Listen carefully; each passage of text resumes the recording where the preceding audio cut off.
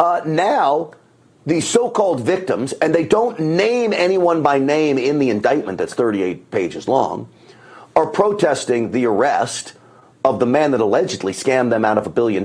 They're protesting, and even beyond that, you have so-called alleged victims of Miles Guo offering up money for bail. And yet, the government has denied him bail. Well, I want to bring in, from the new federal state of China, our friend, Nicole Tsai. Nicole, welcome to the program. Thank you, Grant, for having me. You're welcome, Nicole. So first off, I want to talk about the bail issue. One, you're an alleged victim. You're an investor in this GTV, an entity launched by Miles Guo.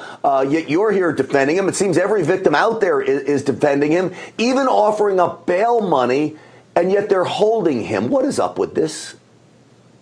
Well, this is a total fraud. It's a fraud not by Mr. Miles Guo, but a fraud by the SEC, by the DOJ, and the FBI. Because, hey, I'm a GTV investor.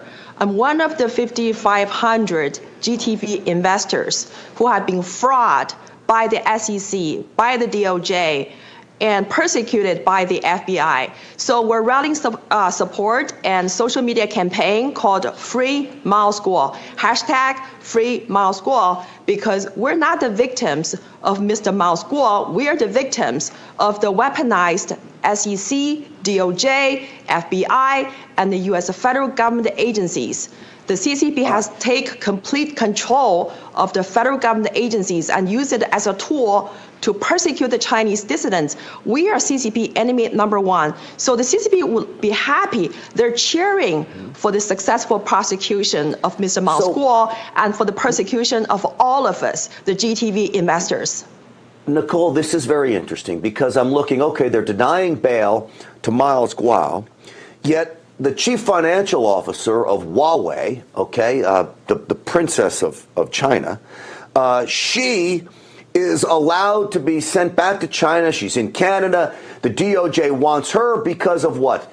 Sending sensitive electronic equipment to Iran is the allegations. You want to talk about something that could be very damaging to American citizens, our absolute enemy, and the DOJ makes a deal to send her back to China. And she gets basically on her own recognizance. I don't know, they dropped the charge, whatever. She's back.